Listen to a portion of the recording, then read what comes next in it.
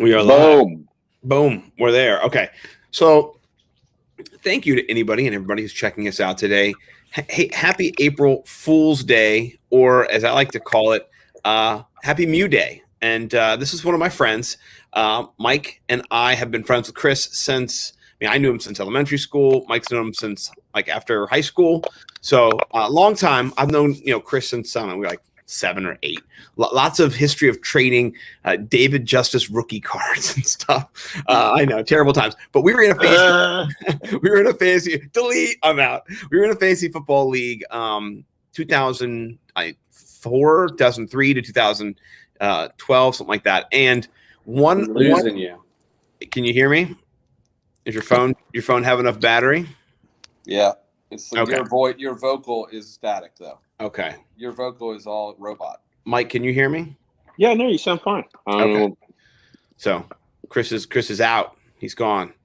Hopefully you can get back in. And Chris, if you're back in there, you can get on your computer. So anyway, the story goes, I lived in the UK. Oh man, this is not going right. Where did he go? I'm gonna I don't know. He's adjusting his phone. I'm gonna go the long route of the Okay. story. All right. So You got lots of He's time to back. build. There you go. Yeah, he's back. All right. Okay. So and he left. Oh, Wait, now he's he's back. gone. Hold on. This is his first time on air. He's nervous. He's skittish. All right, let's get him back. Okay. All right. Chris, can you hear us? You're doing good. You're doing good, buddy. You're doing good. It's great. We've only lost 2 viewers, so we're doing good. You actually sound fine now. For some reason, you sound like underwater. I don't know what's going on. Okay. Well, I'm glad I'm better. So So, in 2009, your ratings having me on 2 seconds. Chris, you're crushing it. Yeah, this is not great. Our ratings are plummeting. In 2009, I lived in the UK, and during my time in the UK, I was driving home from work one day. I heard about a really cool prank that someone shared on the radio. So I'm not going to tell what the prank is, but I absorbed that while I was in the UK and I was going back to America. I think it was in the spring. I said, this summer, when I'm back for the fantasy football draft, I'm going to punk Chris. I'm going to get him big time. I can't wait to get him. I was very excited. So we get back. We have the draft. We go to the draft. It's at Chris's in-laws' bay house down at the ocean shore, kind of the eastern shore of Maryland. It's secluded. It's like where senators go around and do bad things. Matt Gates, Duck hunt. whatever, right? Duck hunt. Right? It's Lots of run around naked. It's a great place. It was fun. We call it the Bay House. So we go to the Bay House, and I have my friend Josh, who's a part of the league, and I get him to do an MTV style interview where I have him come in. I said, listen, I'm gonna prank and punk Chris. I want you to record what I'm going to do because I'm going to tell you what I'm going to do. I'm going to see if I can get away with doing it to him. And he was like, this is hilarious. I don't think you're going to be able to get away with it. He's going to notice. I said, okay. So that night, the night before the prank, on the Friday night, we get down there, we party, we drink, we stay up all night, like till like the morning. I got pictures of us in the morning, shirts off, just like living our best life. We stayed up all night drinking and partying. You go to bed. Chris goes to bed at like 8 in the morning. And we have the draft that day. It's that day. It's later in the afternoon. He is crushed, like dead. Like he's dead to the world. He's upstairs. It's like 5 o'clock, 4:30. We finally get him up, and he's just, he looks like a tractor trailer hit him. And everybody was kind of messed up, but he was the most messed up. And I was so excited to do this to him. So I go in, I do another little interview with my friend Josh. I'm like, it's about to happen. It's about to happen. And so I have purchased, there's 12 of us. I purchased 11 lottery tickets, and then I have 1 fake lottery ticket. And so I pass out all the lottery tickets to everybody who is there at the draft. I'm like, hey man, last year I was a big jerk when I left. I just wanted to redeem myself, and I really hope you guys win some money. Or whatever you win, split it with me. Ha ha ha ha. I give everybody their lotto tickets. I give Chris his lotto ticket. Chris has a special lotto ticket. It's a scratch off. It's a scratch off, yeah, and it's a guaranteed winner of a scratch off. The one Chris is going to get. So I give it to Chris. Everybody scratches theirs off. Somebody wins $5. Somebody wins $10. I'm like, I'm splitting that with you. And Chris doesn't win. Chris scratches it off. He's like, I lost. And I was like, yeah, you should check again. You should check your ticket again, bro. I don't think you lost. Chris was so fucked up you couldn't read. Right? Yeah, you were just like oblivious and like just in pain, and like you had a blanket over you. Like you were in a blanket in the living room of the Bay House. We're all ready to draft. The draft board is up. I'm like, look at it again. You scratch it off, and then tell them what happens after you scratch it off and you see that you might have won. What does it say, Chris? I just remember full recovery mode, holding this thing, and I'm looking at it, and I realize it says 50,000, 50,000, 50,000. I matched 3, and I'm like, my hands start shaking, and I'm just like, I won! You went from 0. First thing that goes through my mind, how do I not split this with Simpson? And I was like thinking should I pretend to not say I won? But I couldn't. I was like, I'm pretty sure I was jumping up and down. No, so let me say this part. Let me say this part. So you went from disappeared. Yeah. In 1 second.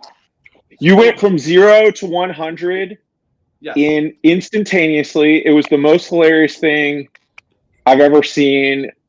Just that, watching you go from, because you were dead, you were about to die, then you immediately start jumping around the room going, I just won $50,000. And then my favorite part was this. You were going, I just won $50,000. And then Ryan Ward goes, we just won $50,000. Ryan and I are jumping together. But Ryan thinks he's getting some all of a sudden. Ryan started saying we. Ryan started saying we. Yeah. And the energy was so high. And I just remember looking at Josh Thompson, and he's just sitting there on a chair doing this, shaking his head at me. And I don't know what's happening. I'm just like, I didn't pick up on anything at this point, but I was just like, why is he so sad? And I'm just so, I really won the lottery 100%. Like that's the best feeling, one of the best feelings I've ever had in my life. Fuck you. Yeah. So Chris goes, I'm not positive that this is a prank. Like, I'm like, all right, well, let's go look at the lottery ticket. And I bring Chris outside into the porch area, and Chris immediately, as we're alone, he's like, I'm not giving any of this to Simpson. I'm not giving any of this to Simpson. And I was like, okay. I was like, whatever. Let's just read it. So I turned it over, and it said, took me out to look at it. Yeah. So I turned it over, and you were nervous too. You were like looking at it. Oh yeah. I was like, oh my gosh, maybe what's happening right now? So I turned it around, and it said, all places to cash. Please mail in to Santa Claus and the Easter Bunny.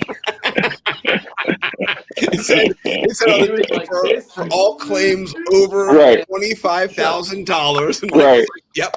Or 10,000, whatever it was. Like, yep, this is a claim over that. Forward to Santa Claus at the North Pole. Yeah. I think it said the Easter Bunny too. Easter Bunny. So I appreciated Chris being willing to jump on and relive that horrific moment in his life. I will say it was, my favorite part was after that, after we all found out it was a prank, people were like, I knew it. and most people did not know it. They did not know it was a prank at all. They were fully gullible. It was such a good prank, bro. Because the way he set it up was so, like, he really did a good job acting, like he was being humble and contrite and wanted to be nice to everybody. And we all had real lottery tickets, and then part of everyone is like, man, of course Chris won $50,000. That asshole, like, of course he's going to be the one. You know what I mean? And you just see Chris jumping around going, yeah.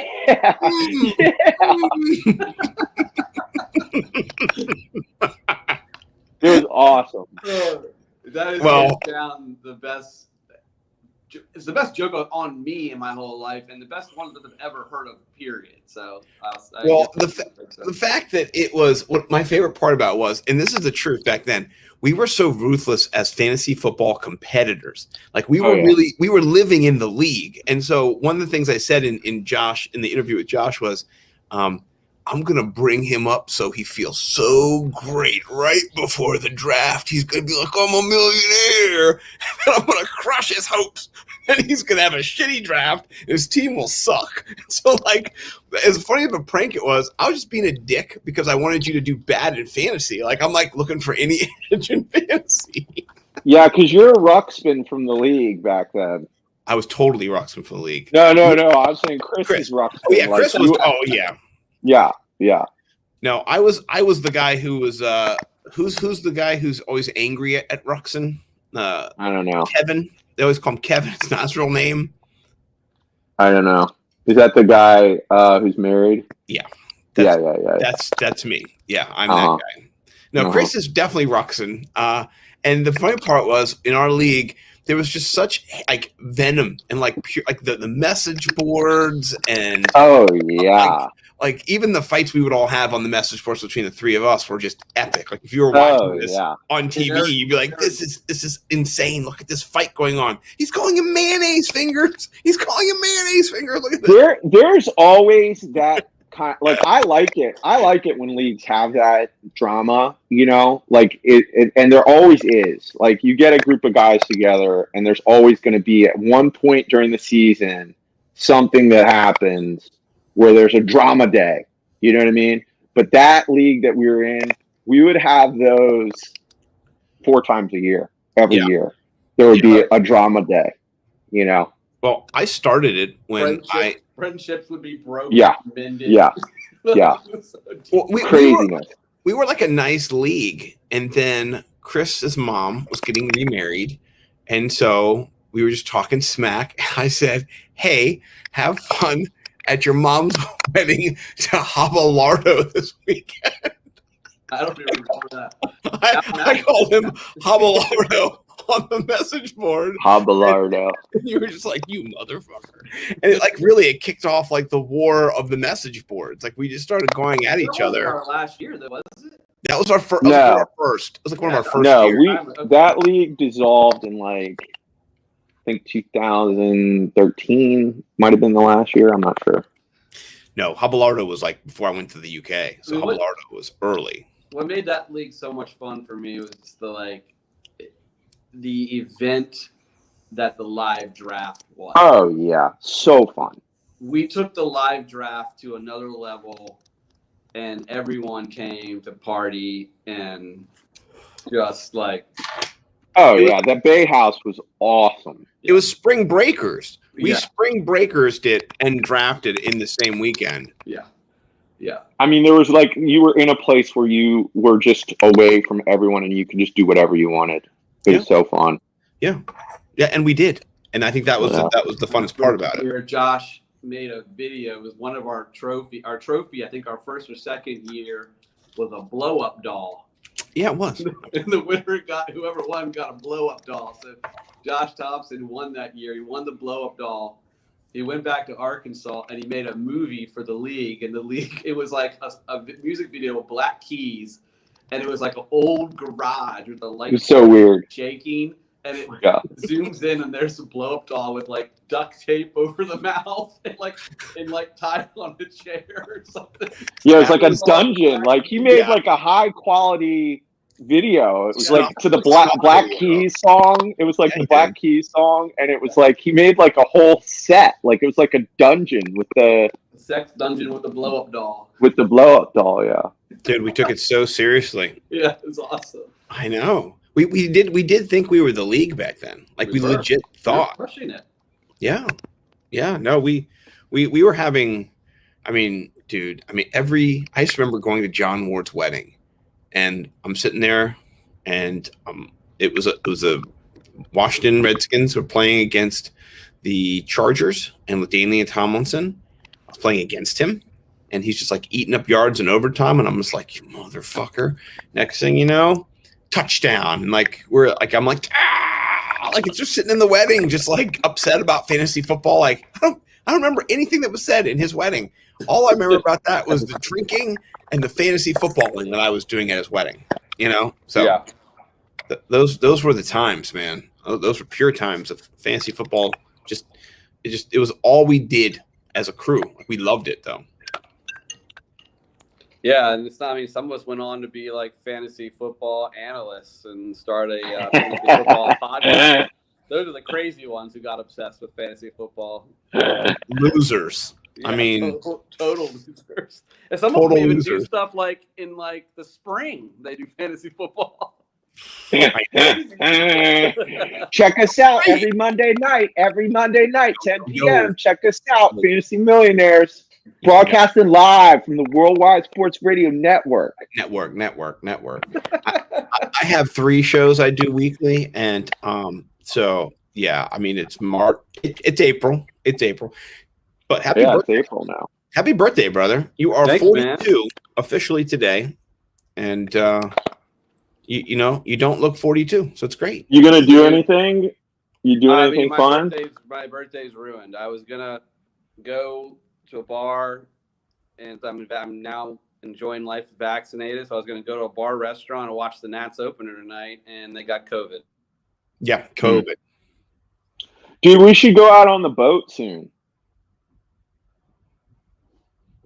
He just muted himself. Was that there, bro? I'm here. Okay. No, I said I was going to watch the game at a little barbecue joint, and the Nats all got COVID.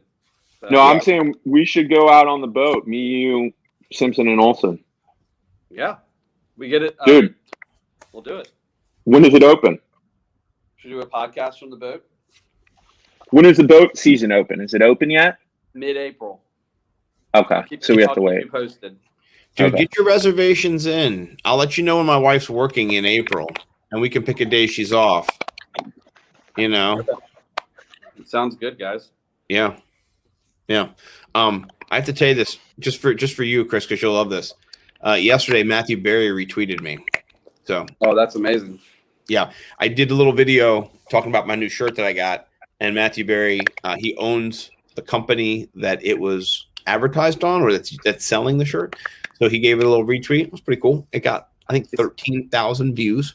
Very nice. 10-second video I did. Yeah, putting a little Scott out there. I was braggadocious in it too. I was just like, I said to Mike, there's no guarantee, like, or something like that the Deposit King sweatshirt will make you look good or something. I was like, but I do. Or I said it was cool. It was much cooler than that. But it was so, like, I didn't think it was going to get 13,000 views. It was just a joke, you know. Matthew Berry's great. He's a good writer too. Yeah. No, Matthew Berry's he's the cream of the crop. So Collins, I got to tell you this. I know he's is he saying Washington football team now, or what's his move? Oh, yeah. Everybody is. Okay. Nobody's. You have to. Yeah, you have to. Like when we say the Redskins on our podcast, we're like, oops, Washington football team. That's a faux pas. Yeah, you can't say it anymore. Yeah. But Mike, your beard is looking nice, by the way. I like you got like a Miami Vice type look going on. I get a haircut like every 2 months. I just grow it out and take it down to this and grow it back out. That's my move. Yeah, John Helmkamp asked me, he said, what are you doing with your beard? And I said, the same thing I did with my beard last time. Nothing. Like that's you're going to grow it back out?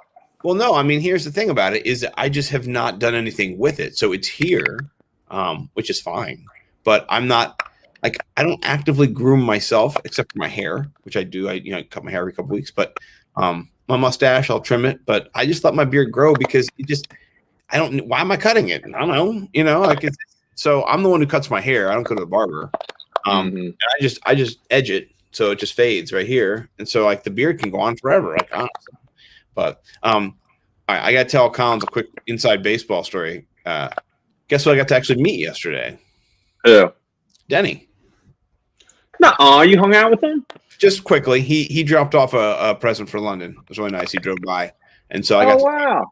Yeah. He's not fully vaccinated yet, but on April 8th he is, and so we're gonna do some hangouts. So I thought you'd appreciate that. I want to do golf, man. I get my vaccine the 16th, so I don't know, 14 days